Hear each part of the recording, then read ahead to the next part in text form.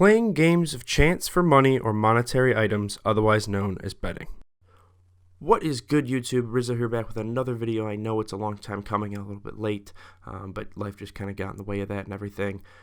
Between long work shifts and whatnot, just kind of haven't been able to upload videos as much as I wanted to, and I've expressed that in other videos, but that's not what we're here to talk about today. Let's get into what we are here to talk about today.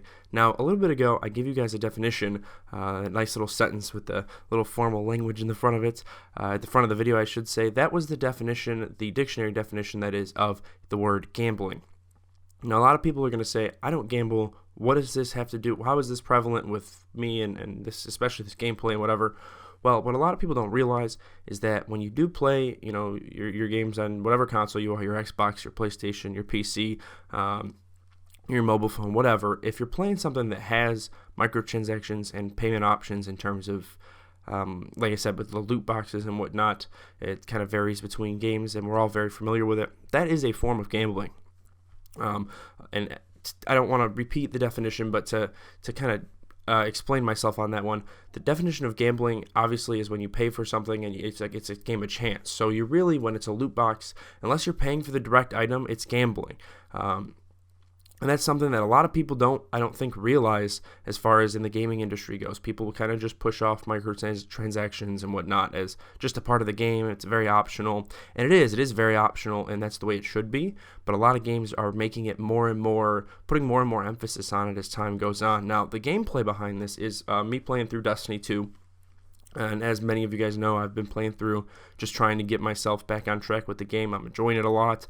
I'll link some other videos perhaps in the description or whatever, and we can talk about that. But I did just want to kind of rally this back to the point here and say that, Destiny 2, when it came out, had a very, very aggressive microtransaction system. A lot of people, including myself, were not fans of it in the slightest. I didn't like how it was so emphasized, and it was kind of just an easy out of helping you out in the game. You could buy, there's full-on sets of armor. It's not just cosmetics. It's full-on parts of gameplay, and for those of us who've played games like Call of Duty or Battlefield even, it's the same way. They're full-on guns, stuff like that. That shouldn't be how microtransactions are. Microtransactions and DLC, which is downloadable content within a game, have a relationship nowadays that is very vague and jaded. Back in the days, many of us probably remember DLC, downloadable content, came in forms of map packs and stuff like that, added content to the game that you knew you were purchasing, and that was something that I feel like everybody was pretty okay with. It was completely optional, it wasn't required, and it didn't really give you an edge in most cases. Whereas today, with microtransactions and everything and being the way they are, we've kind of seen the way of the map packs kind of go out the window, or expanded story, or whatever, depending on the genre of game you're playing. It's kind of gone out the window, and it's gone in favor of things like microtransactions and cosmetic only, and I put air quotes around that because, like I said, more times than not, it's not cosmetic only. And I did want to talk about this. I have to say, I'm there's plenty of videos on. I'm not on the topic, I should say. Wow, I'm really tripping over my words here. There's a lot of videos on the topic of microtransactions and how they're wrong, and I don't want to go super in depth about that. What I do want to go in depth of was the title of this video, and how Destiny and Bungie can kind of lead the way to change the industry a little bit. And I've talked about this a little bit before, but I wanted to really touch on it in today's video, and it's kind of been a bit of thematic. It's kind of been in my mind since I've been playing through this game a lot. Now, since Bungie and Activision split, as I've gone over in a couple of my other videos or whatever, the game has drastically changed. They've gone with the whole free-to-play option and everything. Well, as a result of this, I'm going to put a picture up on the screen right now. As a result of this, this major change, there's been a huge gameplay numbers spike. So Destiny across all platforms, Destiny 2 I should say, has gone back up over the million players a day logged in and registered to playing, which is crazy because that's a number this game should be getting. It should be going above that, and the fact that it hasn't been, it's just kind of like, I don't know, stunning to me. It's a very good quality game, but I think it was just a lot of people didn't like how they were running it, and a lot of what was being suggested with the microtransactions and the way the content was going. But ever since Bungie has split with Activision, that's kind of changed and gone up. And now On top of that, I also want to say another piece, and I'll put this up on the screen as well, is they're changing their Eververse. This fall, when the Destiny 2 expansion Shadowkeep releases in October or September, I don't remember which one, the Eververse is going to change, which is their microtransaction system. It's going to go completely cosmetic only, and it's essentially going to adopt the same system as transmogging in games like World of Warcraft Go, or it might even be in like Dota, I'm not exactly sure. But World of Warcraft is the best type of example I can give from experience. So it's essentially all cosmetics, and you're not forced at all into buying it. You can earn the stuff in the game, but if you want to get the shortcut, buying it is also an option you have. And I love that. I love that they're finally doing it the right way. They're not going to make it, and obviously we don't know all the details yet, and they could totally pull the wool out from underneath us, but the way it's looking right now, it is going to be the first time in a while we get a game that's completely cosmetic only in terms of microtransaction, and it's a AAA game.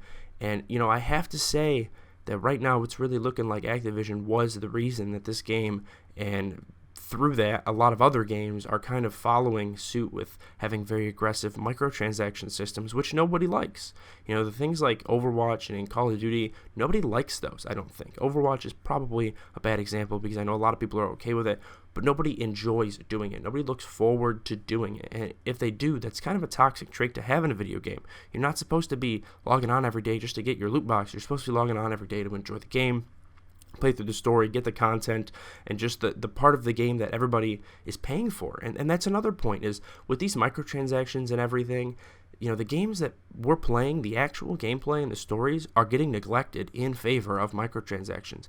And I think that the best example of that has been Black Ops 4. And I know I'm playing through Destiny right now, and I'm talking about Black Ops 4. It must be a fake video or something. But I know that Black Ops 4 has had a lot of problems with content, and it hasn't been good content, hasn't been, long enough content, and people haven't really just been enjoying it. It's very repetitive. That's why I stopped playing it. I'm tired of playing the same 2 maps on Team Deathmatch every day, dealing with the same guns that aren't balanced, and whatever. And the zombies community is also up in arms because they're not getting enough content. But the content they are supplying plentifully is the part that you pay for. The microtransactions, the supply streams, the reserve stuff. Destiny was the same way. Many other games, especially ones owned by Activision, which is a huge conglomerate, and EA and stuff like, and companies like them, they also kind of follow suit with that. And I don't think it's right, to neglect the main part of what you're making and put all your money and your focus and your manpower into something that's supposed to be a side thing, which is just, it's actually weighing down your game. That's not right to me, and in the views of most consumers, I don't think that's going to be right. And with Bungie and Destiny separating from Activision and kind of changing up the pace as far as their microtransactions and the game itself goes, I think that could start a tidal wave in the industry. If we see Destiny 2 jump up with player counts and in terms of the content of the game, and everything goes good this fall, and say we get the best version of Destiny we've gotten throughout both games, I think people could start going, why am I supporting these companies that are really just corrupting these games? Why am I playing through these Call of Duties where it's the same thing every year, the content is bad, but they're going to try and steal my money? I don't understand that, and I don't think a lot of people do either. So those are just some thoughts. I don't know. I just kind of wanted to voice those opinions and get that out, and just kind of see what everybody thinks about it. I think this could be a very important time for the industry as a whole, and I'm looking forward to see what happens as a result of it. Otherwise, that's pretty much going to do it here for the video. There's another 30 seconds on here. I just kind of wanted to thank everybody for watching the videos and keeping up and stuff. More content's going to be coming soon and whatnot. So I hope you guys enjoyed, and thank you so much for watching, and I'll see you next time. Bye-bye.